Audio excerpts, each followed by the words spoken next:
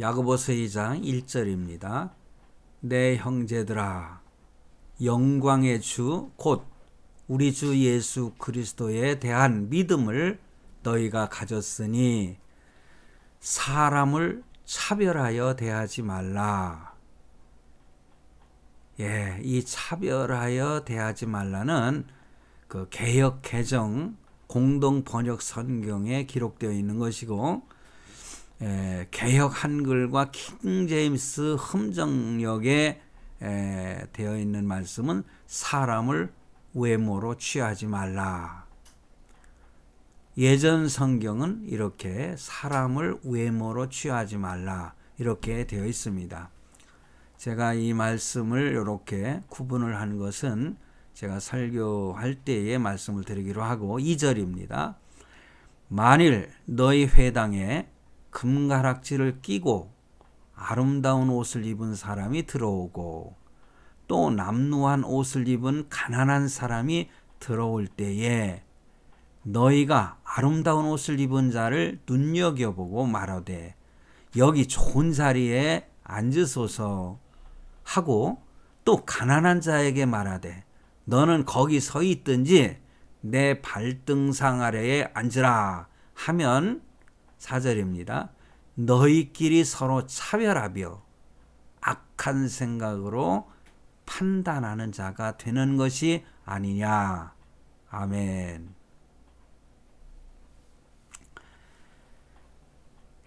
제가 지금 예전 성경하고 우리가 요즘 많이 보는 그 개역 개정이라고 하는 성경이죠. 사실 저는 번역된 성경을, 새롭게 번역된 성경을 그리 좋아하지 않습니다. 그렇지만은 모든 교회가 이것을 선택해서 또 성도들도 이 성경으로 바꾸어서 성경을 보기 때문에 제가 요즘에는 이렇게 개역 개정 성경을 가지고 설교를 합니다. 그러나 여러 성경을 저는 참고를 하거든요. 특히 오늘 제가 제목을 사람을 차별하여 대하지 말라. 예전 성경이 아니고 개역 개정이나 공동 번역 성경에서 말하는 그 성경을 제목으로 일단은 삼았습니다. 그렇지만은 킹 제임스 버전이라고 해서 아주 어찌 보면은 번역이 제일 잘된 성경이다 하는 그 미국의 킹 제임스 버전은 사람을 외모로 취하지 말라 이렇게 되어 있습니다. 자, 사람을 외모를 보고서는 이 사람이 어떤 사람이다. 이 사람이 어떤 사람이다. 이렇게 차별을 해가지고 뭔가 이렇게 돈이 많은 사람처럼 보이면 또 높은 위치에 있는 사람처럼 보이면 이렇게 존중하는 것처럼 행동을 하고 좀 가난해 보이고 옷을 이렇게 그 남루하게 입은 사람들을 보고서는 그 외모를 보면서 판단을 해서 함부로 대하는 이런 내용이 바로 이제 오늘 본문 내용의 말씀이거든요. 그런데 분명히 말씀드리지만은 이 차별이라는 단어를 제가 요즘에 별로 사용하지를 않습니다. 차별금지법이라고 하는 잘못된 악법이 생김으로 인해서 이것을 어떻게 통과시켜 가지고 사람들을 갖다가 차별하는 것을 뭐 어떻게 못하게 한다 해가지고 엉뚱한 그 예를 들어서 집행을 하려고 하는 이런 내용들을 사실은 제가 굉장히 좋아하지 않거든요. 그래서 저는 차별금지법은 절대로 반대하는 사람입니다. 이 차별금지법에 대해서는 많은 그 목사님들이 뭐 유튜브를 보면은 그 설교하는 내용들을 여러분들께서 많이 들을 수가 있습니다.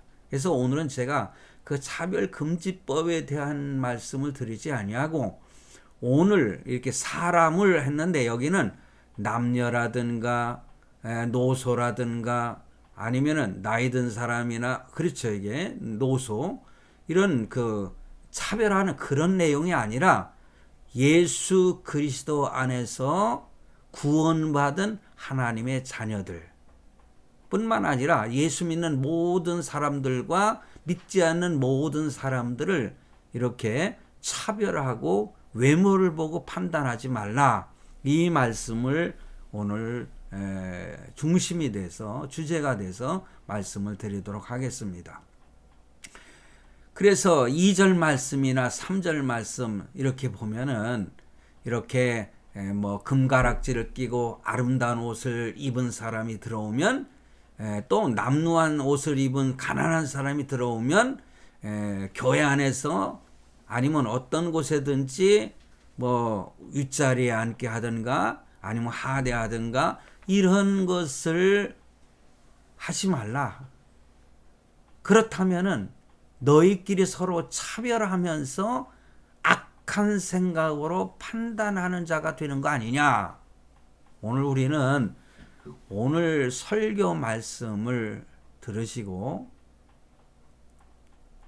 제가 사실은 부제목으로 모든 사람은 소중한 존재입니다. 이렇게 잡았습니다. 제가 원래 모든 사람은 소중한 존재입니다 라고 제목을 잡았다가 제가 이렇게 사람을 차별하여 대하지 말라 이렇게 바꾼 것이거든요. 여러분, 사람은요, 모든 사람은 다 소중한 것입니다. 그래서 요즘에는 어떤 분이 그런 얘기도 하더라고요. 요즘에 저도 이렇게 강아지를 하나 키우고 있는데 제가 예전에 말씀드렸잖아요. 우리 친구 목사가 그 반려견에 대한 견해를 한번 물어보는 그런 내용을 올린 적이 있었습니다. 그래서 저는 짐승은 짐승이고 사람은 사람이다. 이건 창조의 원리거든요. 개는 개일 뿐이지 사람은 아니라는 거죠. 근데 요즘에 구분하지 않고 참 짐승을 사람처럼 소중히 여기는 것은 좋은 것입니다. 뭐 살생을 하지 말라는 불교의 그 뭐 교리도 있지만은요. 사실 성경도요. 뭐 생명에 대한 것은 짐승이든 사람이든 귀하게 여겨야 되는 거 아니겠습니까? 그렇게 말씀하고 있습니다. 자, 그런 측면에서 모든 사람과 뭐 짐승과는 차별이 되죠, 당연히. 근데 사람들끼리 이렇게 개, 돼지 취급을 하고 무시하고 이런 것은 성경에서 금하는 일이다. 이런 말씀을 저는 드리고 싶습니다. 자, 그래서 오늘 말씀 외모로 취하지 말라는 거죠.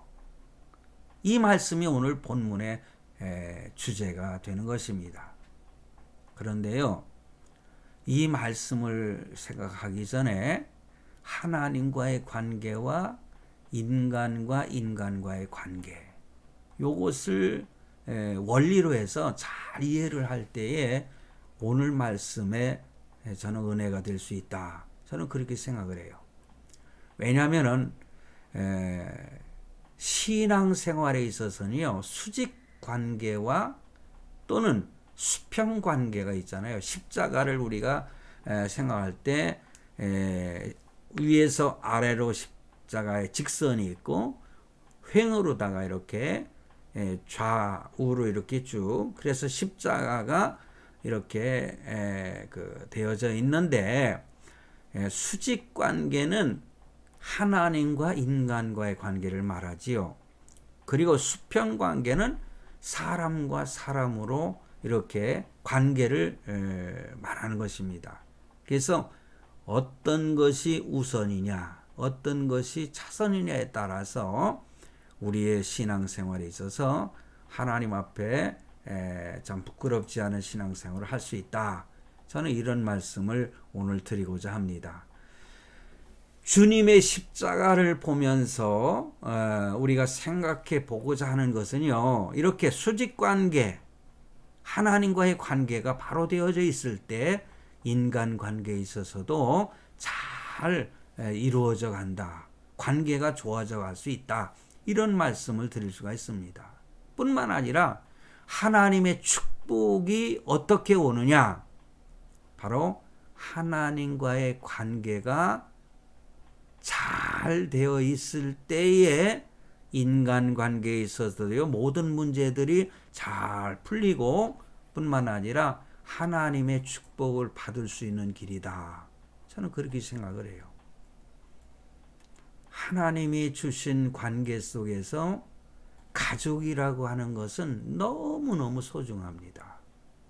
그래서 특히 가족은 참 인간과 인간과의 관계죠. 부모와 자식, 또 형제와 형제, 이런 관계는 사실상 인간관계이지만은 우리가 가정에서도 화목을 이루고 하나님의 축복을 받으려면은 먼저 하나님 앞에 믿음으로 바로 서 있어야 하나님의 은혜를 누릴 수가 있고 하나님의 축복을 받을 수 있다. 이것을 전제로 해서 오늘 또 한 말씀을 드리고자 합니다. 대개 보면은 하나님께 충성하는 사람, 그러니까 이렇게 위에서 아래로 일직선으로 이렇게 관계를 맺는 하나님과의 관계 속에서 하나님께 충성하는 사람은 인간관계에 있어서도요, 사람을 외모로 높음과 낮음을 평가하지 않는다는 거죠.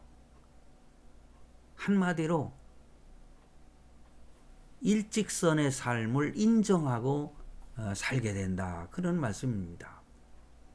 역설적으로 사람이 다른 사람을 외적인 모습만 보고 높게 낮게 이렇게 보는 이유는 하나님과의 관계가 바로 서 있지 않기 때문에 그런 관계가 이어질 수밖에 없고 거기에는 분쟁과 파벌이 있을 수밖에 없다.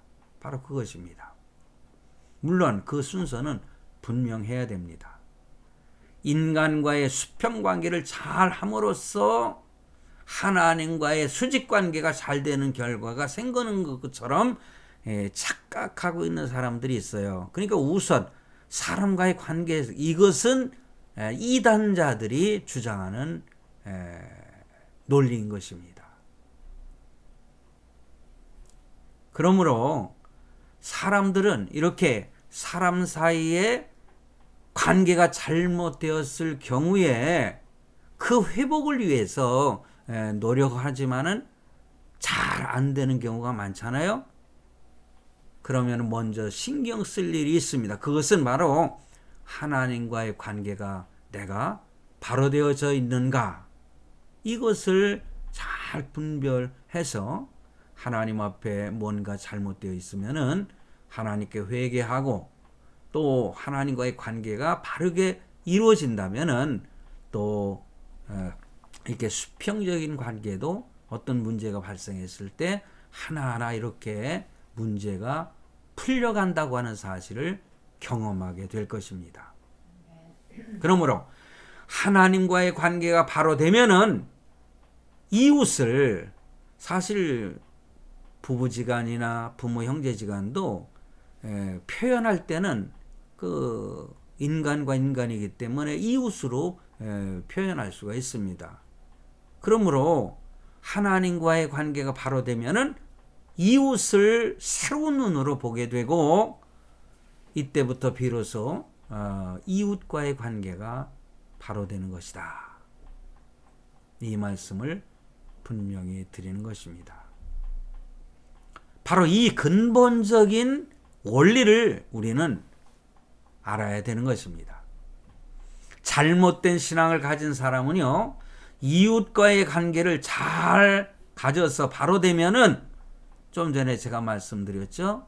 그 공로로 하나님과의 길이 통할 줄 생각하는데 바로 이것은 진정한 복음이 아니라 이단자들이 주장하는 사상이라는 거.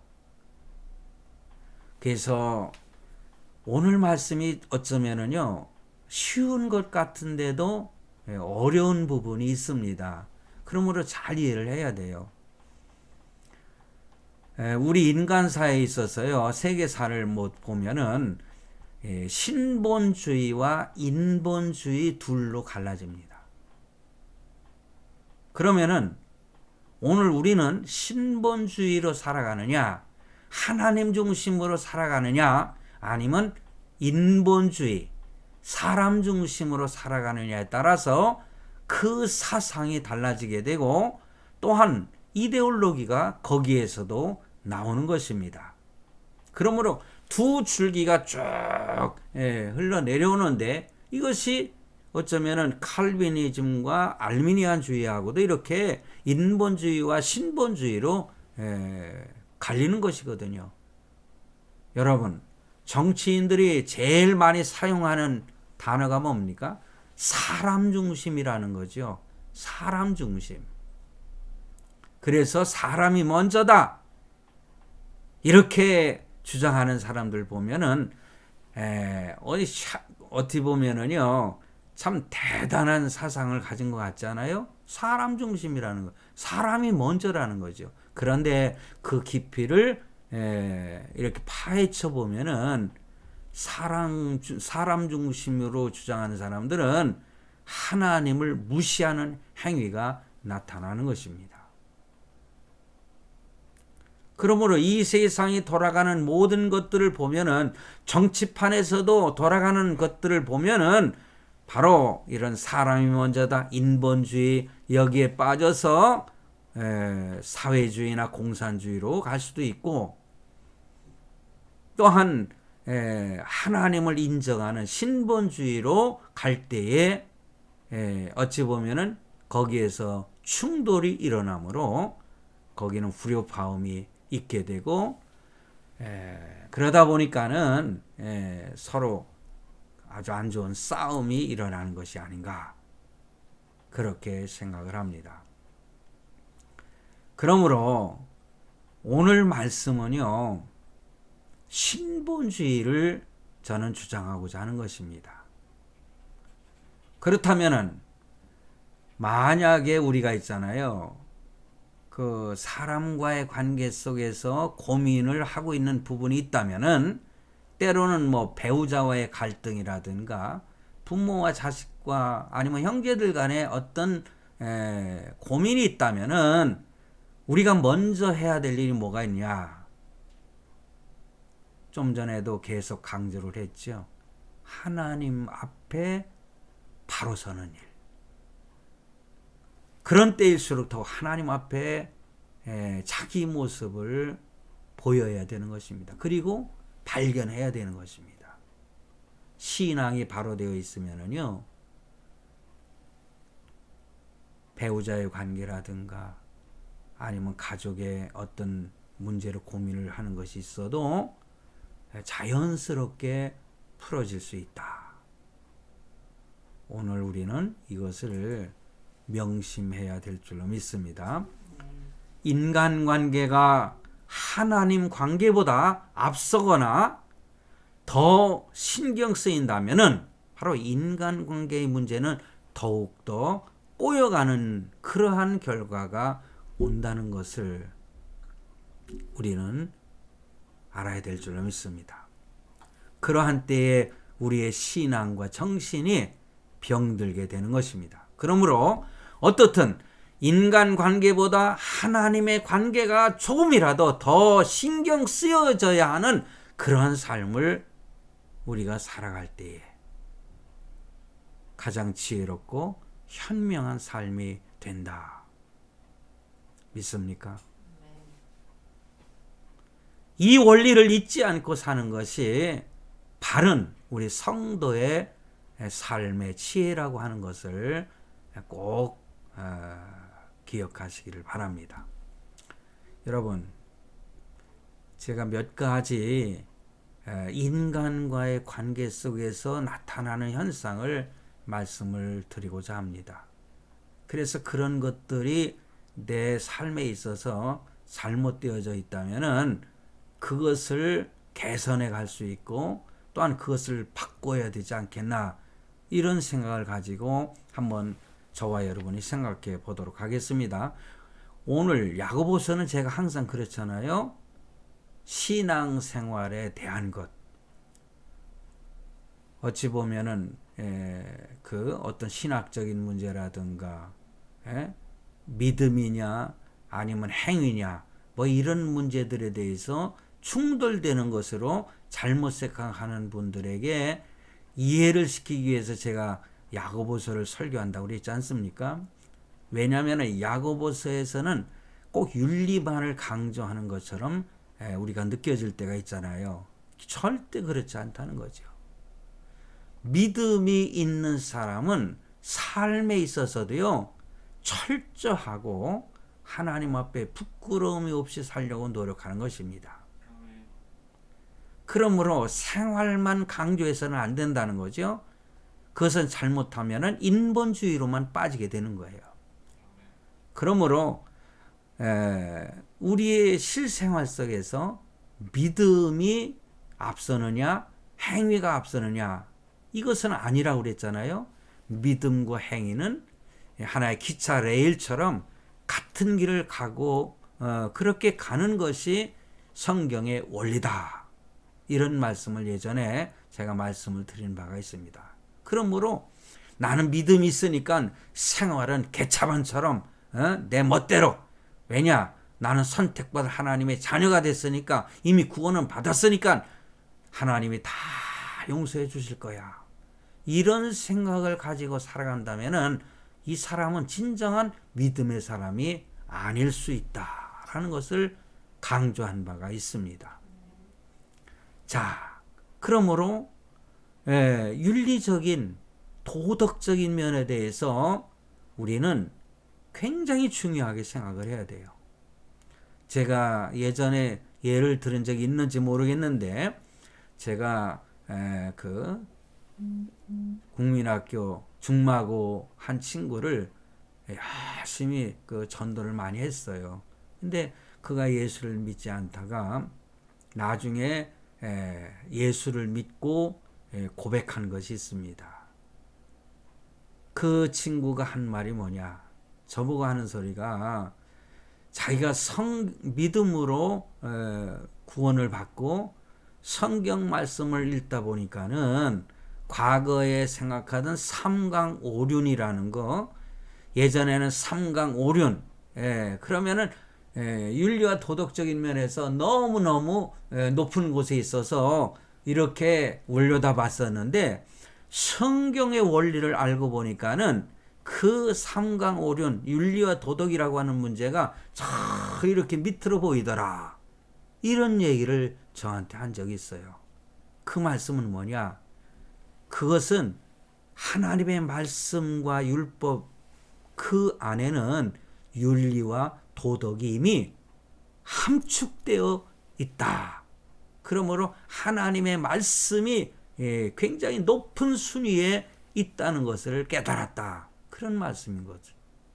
여러분, 그렇습니다. 그러므로 윤리와 도덕이라고 하는 것도 너무나 귀한 것이기 때문에 우리는 함부로 생활해서는 안 된다는 것입니다. 그래서 이 1절 말씀, 오늘 본문 1절을 보면은 윤리적인 것 같은 그 야고보서에서 참으로 이렇게 보여주고자 하는 그 신학적인 의미도 우리는 찾아볼 수가 있어요. 그게 뭐냐? 우리 주 예수 그리스도를 믿는 믿음을 너희가 받았으니, 이게 믿음은 선물이라고 그랬잖아요. 이미 우리는 받았으니 라는 말을 먼저 전제하고 있습니다. 우리 주님이 누구예요? 예수 그리스도를, 그 예수 그리스도를 믿는 믿음을 너희가 받았다. 하나님께 선물로 받은 것이에요. 그래서 에베소 2장 8절에 그런 말씀이 있잖아요. 믿음은 하나님의 선물이다.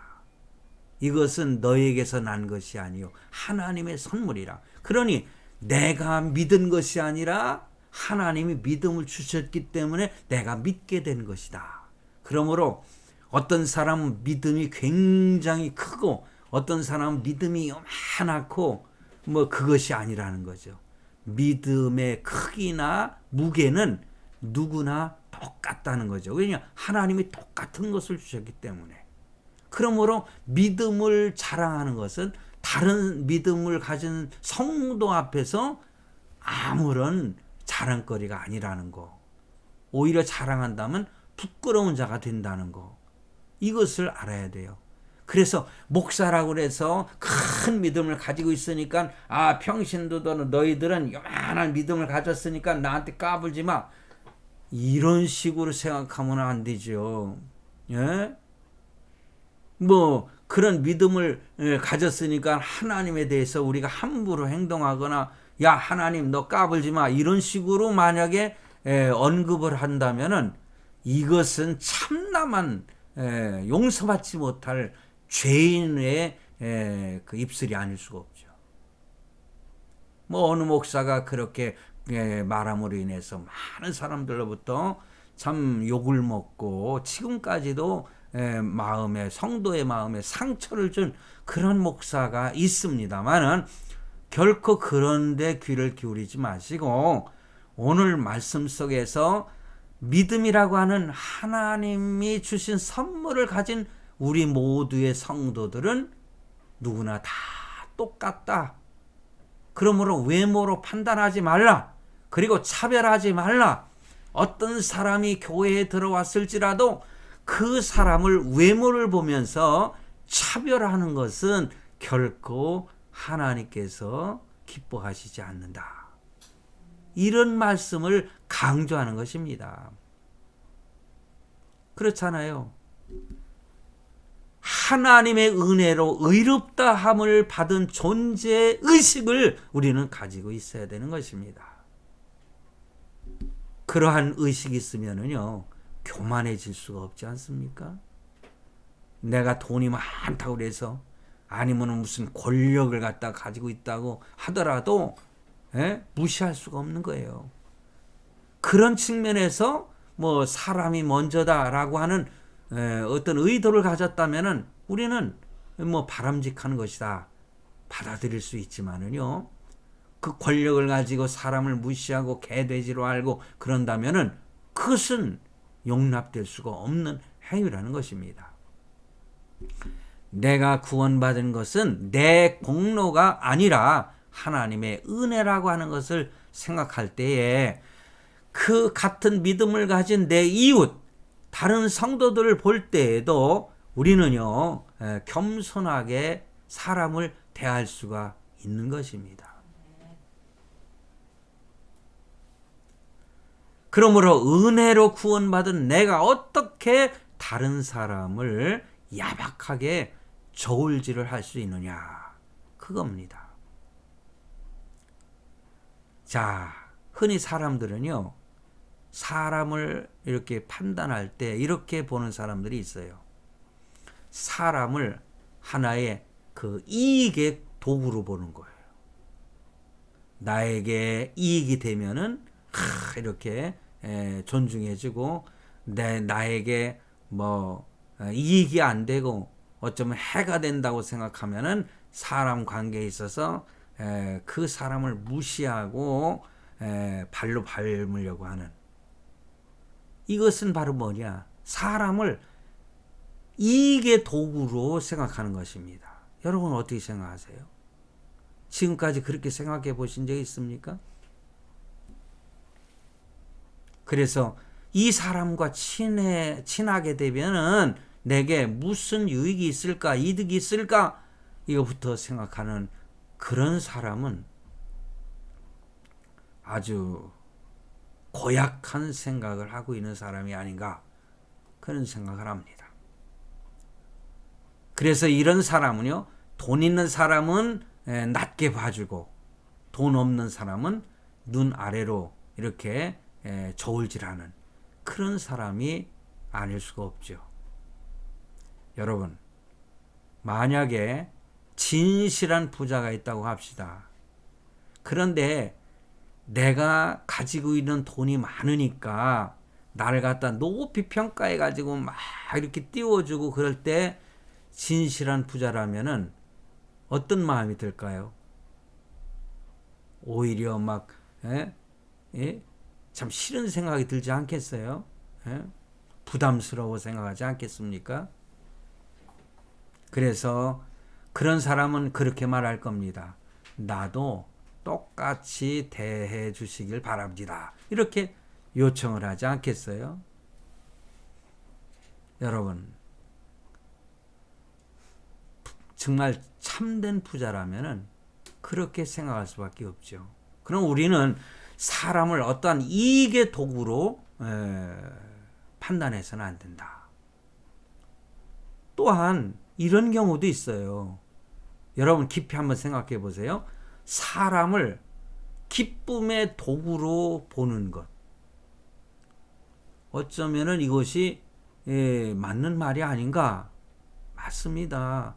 사람 관계에 있어서 기쁨의 도구. 근데 도구라고 하는 표현 자체가 좀 그렇지 않습니까? 그래서 어떤 이웃을 내 향락의 도구로 생각하는 관계라면은 이것은 잘못된 것이라는 거죠. 이웃과 관계를 할 때에 자신에게 기쁨을 주면은 그건 좋은 이웃이죠. 그렇지만 그렇지 못하면 사람들이 있다면 거들떠보지 않는 행위가 혹시 나에게서 나타난다면은 이건 좋은 관계라고 할 수가 없다. 또 사람을 사람으로 보는 관계. 이게 맞는 얘기죠. 그렇죠? 그런데 한번 이 말도 저는 깊이 생각을 해보는 거예요. 사람을 사람으로 보는 거. 네. 제가 설교 처음 시작하면서 인본주의적인 생각을 말씀을 드렸습니다. 참 이런 인간관계 형태 속에서 인도주의적 관계, 어떤 휴머니스트 같은, 당연히 그렇게 우리는 사람을 귀하게 여겨야 됩니다. 그런데 우리는 하나님의 말씀 속에서 그 어떤 것까지 더 생각해 봐야 되느냐? 그것은 이 관계를 그 어떤 사람 위에 사람 밑에 이런 관계 속에서 머물면은 하나님의 말씀 속에서 말씀하는 그 내용을 더 깊이 이해할 수가 없다는 것입니다. 자, 그런데 성경에 보면은 유대인들도요, 그 어떤 테두리 안에서 사람을 판단을 합니다. 그래서 같은 유대인들은 형제라고 생각을 하거든요. 아무리 이웃이라 할지라도 내 형제와 같은 것으로 그들은 판단을 해요. 그러므로 우리는 이 말씀을 제가 드리는 것은 좀 더 우리는 더 깊은 단계로 들어가서 이웃을 볼 때, 아니면 믿는 성도 이웃을 볼 때 저 사람을 위해서도 예수님께서 십자가에 죽으셨다. 이런 판단을 하는 관계를 갖는 것이 옳지 않은가? 저는 그렇게 생각을 하는 것입니다. 나를 위해서 십자가에서 주님이 죽어주신 것도 너무너무 감사하지만 내 형제, 내 이웃, 믿는 성도들, 다른 성도들도 주님은 그들을 위해서 십자가에서 죽으셨다 라고 하는 생각하면서 우리는 이렇게 성도들을 판단할 때에 사람으로 대하는 것보다는 하나님께서 저도 사랑하는 존재였다. 저들도 사랑함으로 십자가에 죽으신 너무너무 소중한 존재라고까지 우리가 깊이 생각한다면은 우리의 인간관계에 있어서 더 이상 강조할 말이 없지 않은가. 그래서 오늘 제가 소제목을 모든 사람을 소중하게 생각하라. 이런 말씀을 드리고 싶은 것입니다. 사람을 소중하게 보는 시야가 있어야 됩니다. 사람이 어떻게 창조되었는가? 이렇게 하나님의 믿음의 선물을 받고 함께 구원받은 자녀이면서도 우리 인간은 하나님의 형상대로 지음받은 존재라는 거 결코 잊어서는 안 될 줄로 믿습니다. 주님은요, 공중의 새도 기르시고 들의 백합화도 기르시는데 하물며 너일까 보냐, 이런 표현을 복음서에 말씀하고 있잖아요. 그러므로 하나님은 우리를 세밀하게 인도하시고 우리를 세신받은 한 사람 한 사람을 다 세심하게 기억하시고 그를 위해서 아끼시고 사랑하신다고 하는 걸 생각한다면은 우리는 나라고 하는 존재가 뭐 75억이라고 하는 전 세계 인구 속에서 점보다도 더 점인 그런 존재지만은 하나님은 나를 보고 계시고 또 내 이웃 사람을 보고 계신다.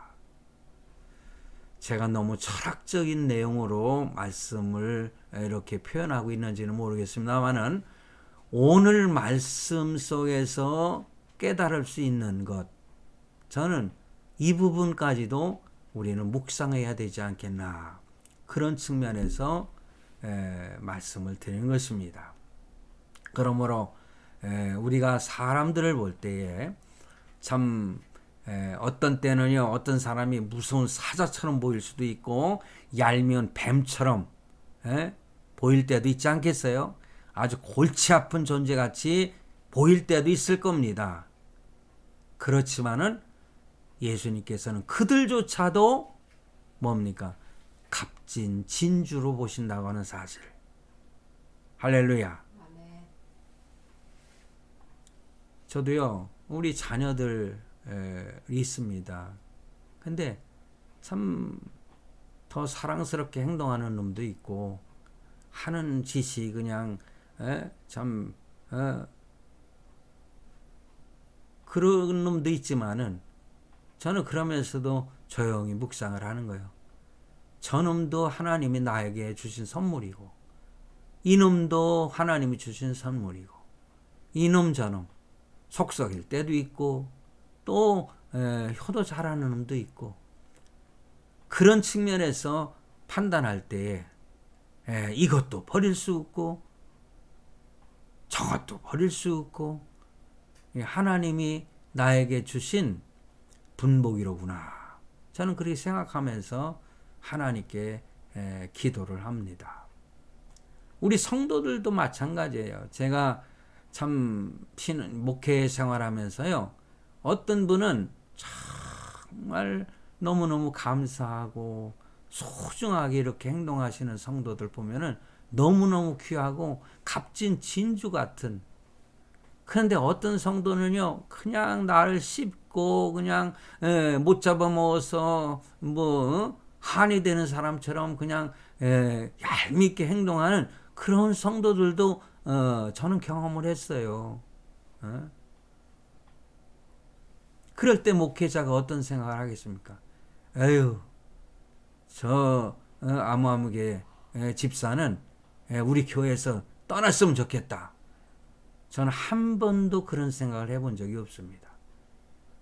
성도들끼리 서로 안 좋고 싸우다가 한 분이 와가지고 저보고 그래요. 목사님, 둘 중에 한 사람을 선택하세요. 이분을 선택하시겠습니까? 나를 선택하시겠습니까? 나한테 그럴 때 제가 뭐라고 말을 하겠습니까? 나는 이분도 버릴 수 있고 지금 권사님도 버릴 수 없어요. 저는 그렇게 목회하면서 모든 성도들 한 사람 한 사람을 정말 하나님이 사랑하시는 존재, 저는 그런 심정으로 목회를 했습니다. 마음에 맞는 사람만 데리고 목회하는 건 진정한 목회가 아니지요. 너무 편하게 신앙생활이나 목회생활이 될 수가 있겠지만은 그러나 결코 오늘 말씀을 생각해 보세요. 금가락지를 끼었다고 해서 소중하고 고운 옷을 입었다고 해서 소중하고 그냥 거지같이 남루한 옷을 입고 꾀죄죄 가지고 들어온다고 해서 저버리고 한다면은 그건 진정한 하나님 앞에서의 그 목회가 아니지 않습니까? 성도들도 여러분들도 가족들이나 아니면 이웃 성도들과의 관계 속에서 이러한 믿음의 삶을 살아가는 그러한 성도가 되시기를 주님의 이름으로 축복합니다. 기도하시겠습니다.